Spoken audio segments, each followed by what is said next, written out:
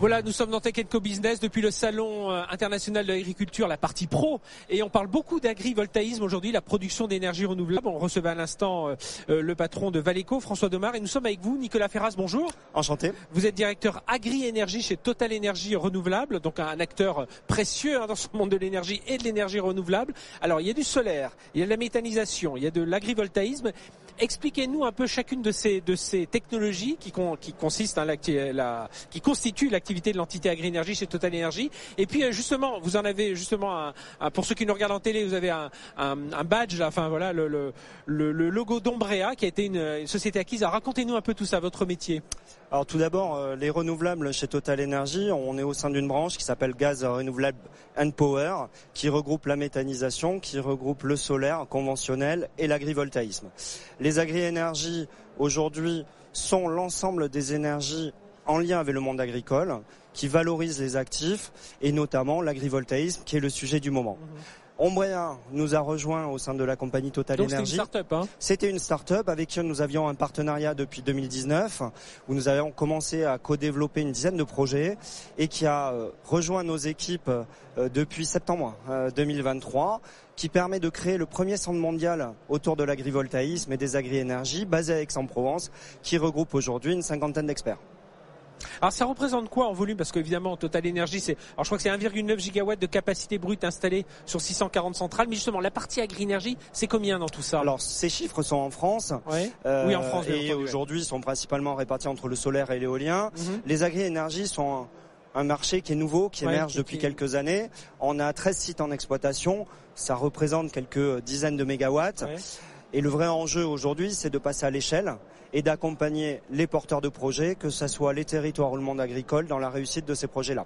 Oui, parce que ce qu'il faut bien comprendre, c'est que vous travaillez à la fois avec des agriculteurs, bien entendu, sur leur culture, leurs élevages, mais il y a les régions, il y a les communes, enfin voilà, c'est tout un écosystème qui se met en place. Exactement. On ne doit pas opposer agriculture au territoire et à l'environnement. Ouais. C'est un projet global qui doit fédérer les acteurs, donc c'est un gros challenge. C'est pour ça qu'on aime bien les projets collectifs. On aime bien aussi avoir des collectifs qui ont un vrai projet agricole, parce que avant tout, on est un projet agricole plus qu'un projet technologique. La technologie est là pour venir répondre à une problématique du monde agricole, et on ne peut pas faire ça en opposition avec les territoires. On est plutôt là pour créer une vraie dynamique autour des projets, favoriser l'émergence de filières et essayer d'entraîner l'ensemble des parties prenantes. On a beaucoup de gens du milieu agricole qui écoutent BFM Business, Tech & Co, qui aiment la technologie. Est-ce que s'ils sont intéressés par ce type de technologie, l'agrivoltaïsme, ça fonctionne sur tout type de culture, tout type d'étendue cultivable aujourd'hui ? Oui, l'agrivoltaïsme, le principe de l'agrivoltaïsme, c'est de créer du microclimat, c'est-à-dire gérer les pics de température et la disponibilité en humidité pour l'ensemble des activités agricoles. Donc on peut faire des cultures dites pérennes, arboriculture, viticulture. On peut faire de l'élevage avec à la fois une vision de protection du stress thermique pour les animaux, mais aussi sur la production de fourrage, qui est un vrai enjeu, notamment dans les structures agricoles du centre de la France. Et on va aller aujourd'hui sur des projets aussi autour des cultures basses et de la grande culture, parce qu'il y a des zones de grande culture qui sont en train de souffrir du stress thermique, et en créant de l'ombrage piloté, grâce à des algorithmes pilotés par des capteurs en fonction du besoin de la plante, on arrive à créer des conditions favorables et limiter le besoin en eau des plantes. Comment ça se finance tout ça? Alors, on le dit, il y a tout un écosystème, il y a les communes, il y a l'agriculteur aussi, mais je pense qu'il y a les chambres d'agriculture autour. Tout à fait, c'est un écosystème. Oui. Alors il y a une chose, d'abord il y a 3 phases dans un projet agrivoltaïque.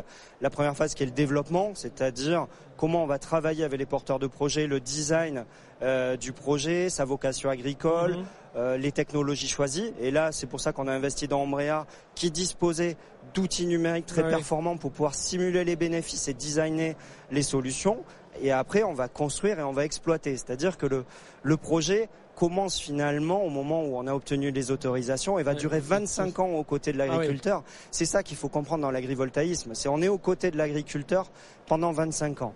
Et ce que l'agriculteur vient chercher, notamment chez Total Énergie, c'est le fait d'être là depuis déjà de nombreuses années, où on est partenaire du monde agricole, des jeunes agriculteurs, le suivi de ces technologies. Et d'être là dans 25 ans. Et l'enjeu technologique, il est là pour répondre aux projets agricoles. Donc le vrai enjeu, il est là. Et derrière, on va travailler sur des algorithmes de pilotage des structures, sur des technologies innovantes. On a une équipe aujourd'hui qui travaille au hackathon Mistral AI, justement, pour pouvoir intégrer l'intelligence artificielle. Exactement, pour pouvoir intégrer justement l'intelligence artificielle dans nos projets.